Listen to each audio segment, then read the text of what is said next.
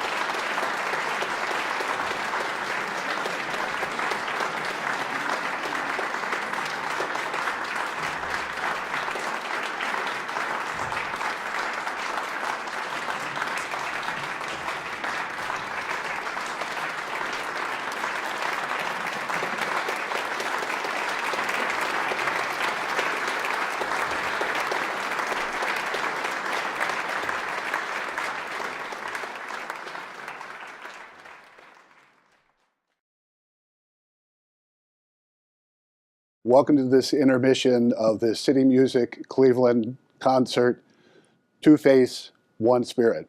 I'm Richard Rada, program annotator for CityMusic Cleveland, and with me today are three principals in the concert. Merima Kljuco, who was born in Bosnia, is a pioneering accordionist and composer and soloist and composer of the piece we're hearing today. Michael Berti, born in New York City of Syrian and Italian descent, composer, a multi-instrumentalist, founder of the band Baharat, and the oud player on this concert. We'll ask him about that in a few minutes. And the conductor, Avner Dorman, Israeli-American conductor, music director of CityMusic Cleveland, and an internationally recognized composer. The CityMusic concert today is titled Two Face, One Spirit, and it brings together music of very different backgrounds, all associated with the Middle East in some way. It actually was inspired by two literary sources. One is a book by Geraldine Brooks, the Pulitzer Prize-winning Geraldine Brooks, called People of the Book, an imagined history of the Sarajevo Haggadah. The second book is called The Badass Librarians of Timbuktu. I couldn't resist reading it because of the title, by Joshua Hammer. It's little known in this country, but Timbuktu was probably the most advanced center of learning in all of Africa in the 14th and 15th centuries. Developed remarkable collections of manuscripts about sacred and secular subjects. Joshua Hammer's book concerned a Al-Qaeda insurgency in northern Mali that was threatening the manuscripts, and through the work of Dr. Gates and many others in the Middle East particularly, these were saved. So we have parallel stories of priceless manuscripts, one of Jewish origin, the other a whole treasury of manuscripts from Timbuktu that were part of the Muslim tradition. So Two Face, One Spirit, a common humanity that people of different religions saw in the treasures of others. And so we have a concert of music by Jewish composers and by Muslim composers. And on the first half of the concert, you have heard two works, the most recent of which was by Merima. And she wrote this piece, actually inspired, I think, by Geraldine Brooks. We will find out. First, I want to ask you, Merima, if you could tell us a little about the Haggadah, its purpose and its appearance, and its importance in the culture of Bosnia-Herzegovina today. I mean, as you said earlier, it has such a, the book itself has such a rich history. It is really fascinating history. And the historical facts that you just mentioned are that what makes this book really very special. So it's one of the oldest Sephardic books. And it's one of the, probably the only illuminated Haggadah from that time. What's really beautiful in the book of Geraldine Brooks, even though it's a fictional story about why is the Sarajevo Haggadah illuminated, it was made because the deaf child could understand the story of Exodus and story of Haggadah. So for people of Bosnia and Herzegovina, you said something really wonderful, common humanity. I think that's the book itself is originating from that time of La Convivencia in Spain, where Jews, Christians, and Muslims were living together in peace and enjoyed that time together. So that book still symbolizes somehow that time of coexistence. And me being born in former Yugoslavia, which was also, we had several countries being united in one country and several, different religious backgrounds, and we all kind of lived wonderfully together. So that book is still symbol of what is that is actually uniting us instead of separating us. And that's a history of the book, as we heard and as we know, that so many people from different religious backgrounds risked their life to save the book, literally risked their life. So I think it's a wonderful story, and we live in a time, and I think humankind always lived in a time where we just hear really horrible stories all the time, and they feed us with horrible stories every time and every day. So I think it's very important to hear good stories, and there are many, many good stories. That's one. So, and this is one of them. And how did you come to write the piece? I read a book by Jordan Brooks, so you were right.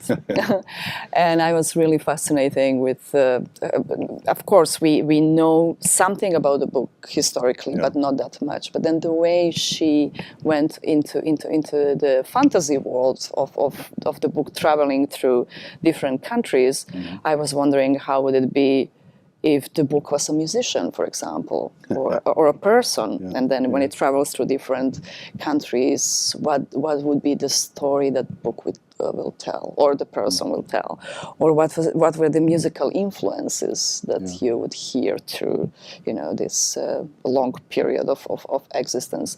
So that's the way I approach. I kind of travel with a book and through different countries and visited different places and different musical backgrounds, and that's how the piece. Yeah, and you've played this piece many times with piano. Yes, actually, the original version was for piano and accordion. So, so my pianist set up, and I played it across the United States, and also the National Museum in Bosnia, where Sarajevo Haggadah was closed for some years. And we reopened the museum playing this piece. So that and this is the premiere of the orchestral version. And this is the premiere of the orchestral version. And Avner,